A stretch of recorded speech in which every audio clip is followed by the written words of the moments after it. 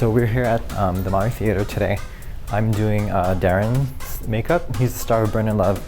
I'm getting him ready for his promo. And I love this gig because Darren's a lot of fun to work with, but also this is the only thing I have to bring. And it makes my job so much easier and saves a lot of pain on my back instead of lugging those 2 suitcases around.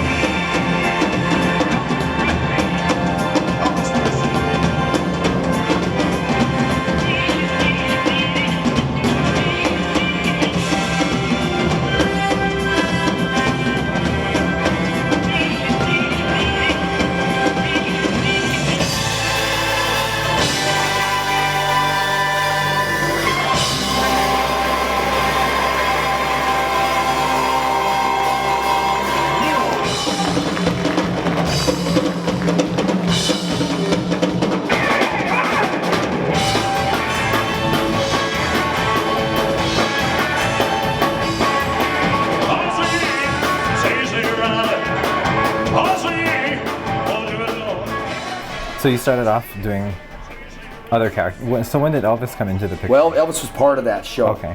I did, it was like a really long, it was a 4-hour show. And it was all you? It was all me. It was, wow.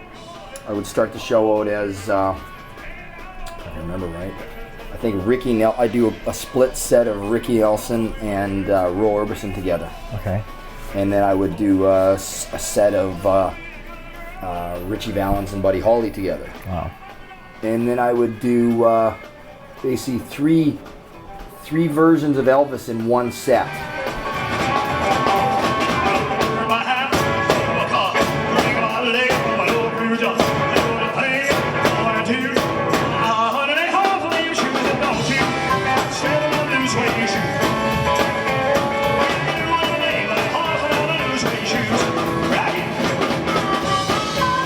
When did your obsession with Elvis start?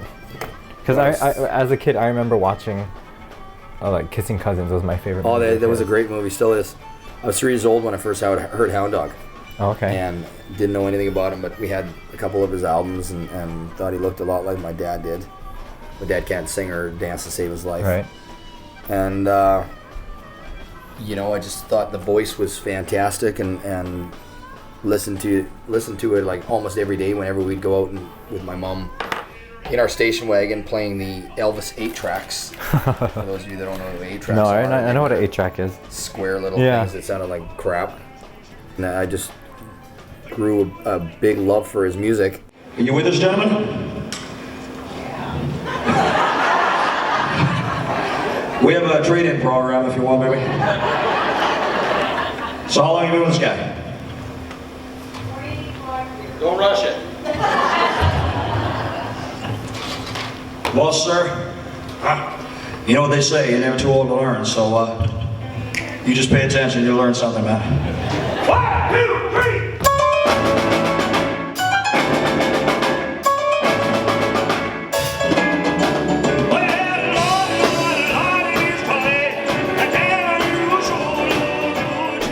3! Your singing voice, where did that come from? My mother sang when she was a kid on the radio, but it just wanted to sing, you know. And so you weren't formally trained, no one taught you how, you just knew sang. You could sing. Yeah. Well, I didn't know if I could sing, I was hoping. You know. Everybody clapped after your little concert, so yeah, they did. Okay, good. And I think it was more because, you know, this little kid was out there who was 10 years old, and he was playing his guitar. That took probably another, probably about almost 10 years before it got to be where it is now.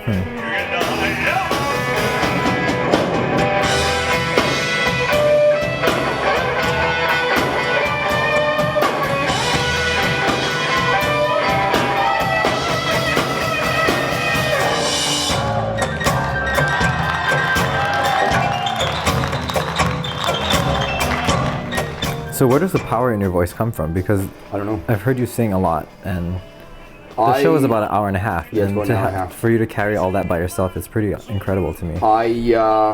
I've always had a loud voice. If anything, it was the fact You do, that- because I can hear you coming in from the lobby. Yeah, I've got a very loud talking voice. My dad used to, when we were playing, used to yell, "Shut up!" You know, because I was the loudest kid in the block. If anything, the power came from the fact that there was no karaoke when I first started singing in lounges. I was 14 years old, and You were singing in lounges at 14? 14, yeah. As Doing long as what? I wasn't Elvis and Wow. Buddy Holly songs, any songs that I'd learned.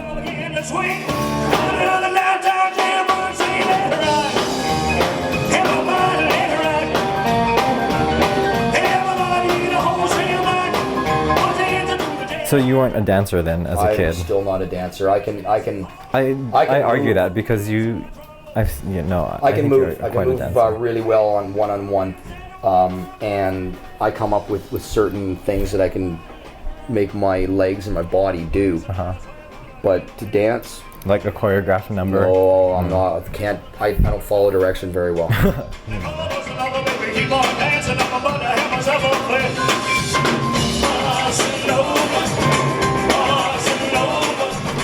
So where did you learn your Elvis moves that you do on stage? My brother and I, when I was hired to do the Elvis show, which was at 21, I had a week to prepare. And the producer of the show saw the video, which was very bad. And it wasn't me moving at all. It was in a contest that I'd done. I came in second in this contest. And then the guy that came in third went on the road as a professional Elvis tribute artist. And they were putting together a show called Elvis. And they had the 70s Elvis, the 60s Elvis, and they needed a 50s Elvis. And the producer basically said, well, we don't have anybody else, so you're hired.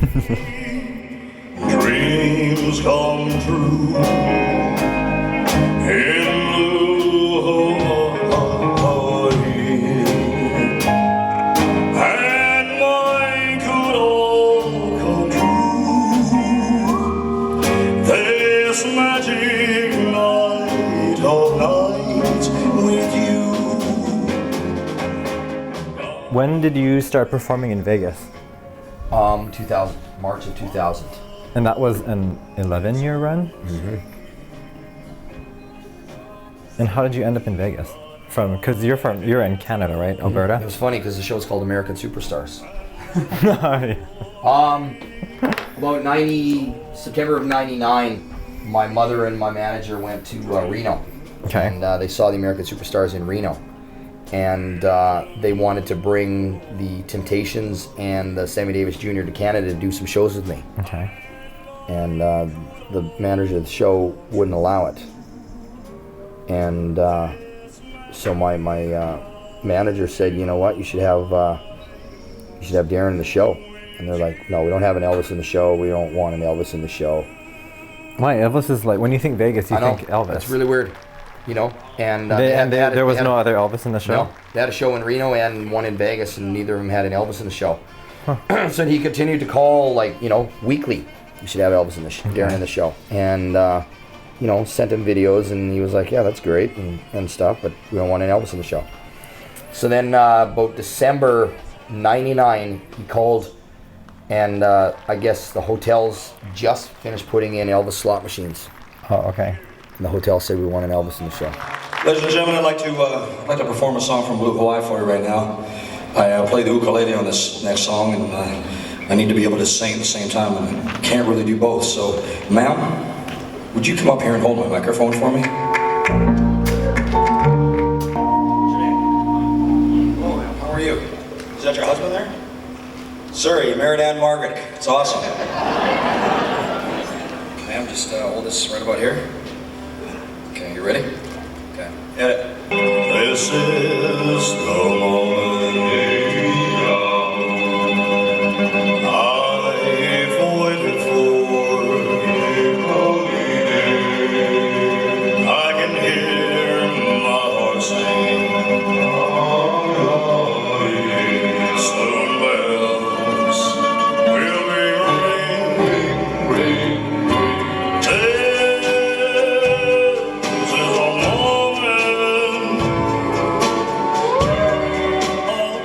moment. The makeup never got any better until I came here and met you.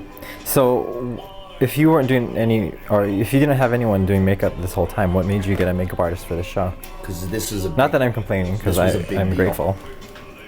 This was my own show. This was something that had to be Close your eyes. better than anything else ever done. You used to cover up, first of all, right? Yeah, just to even out your skin, and then I go in with a darker color to contour your nose, especially your nose, to kind of pull it more towards Elvis, and then your cheekbones. And then do you use another color for the rest over top of that? It's your skin color. Actually, it's a little bit deeper than your skin color. Close your eyes, because you get washed out on the stage lights.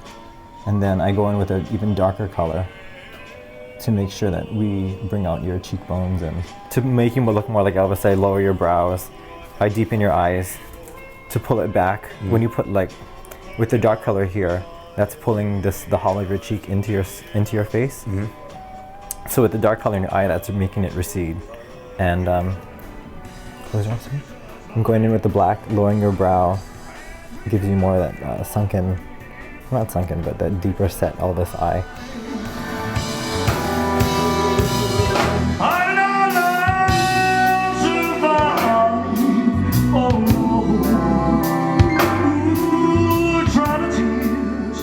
And so what made you want to come back to Maui, specifically Maui?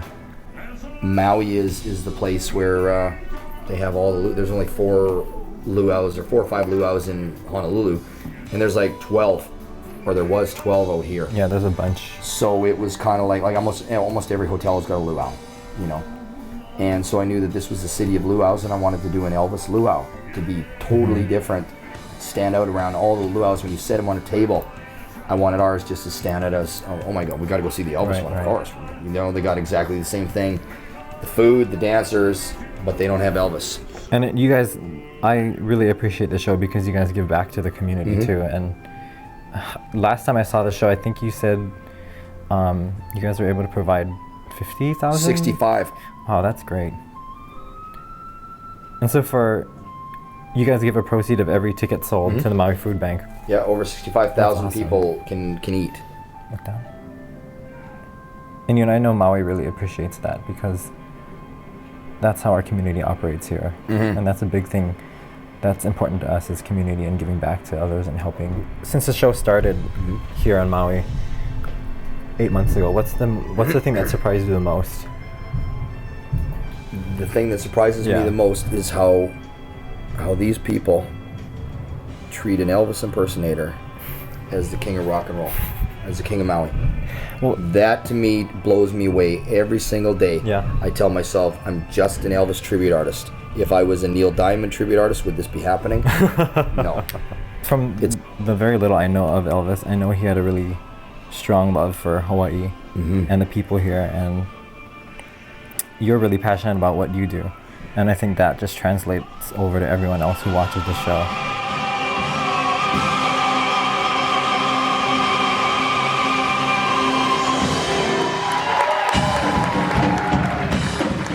So when you're walking out on stage, you come in as Darren. So do you turn into No. Elvis / Darren, Never. or you're just Darren? I think the closest that I get to Elvis is at the end of the show when I'm in the white jumpsuit and I'm doing My Way and How Great Thou Art, an American Trilogy. Those are moments when I would take on a persona, even though I'm still Darren. You're into the song, and you got the cape and everything. And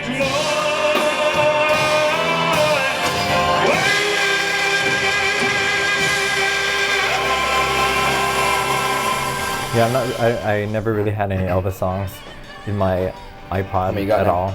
I have about 15, but then when I listen to them, I like your version better. Really? Yeah, because I just know the show version. I think I should stop on my head. You're gonna have 10 layers of makeup on if I keep adding more.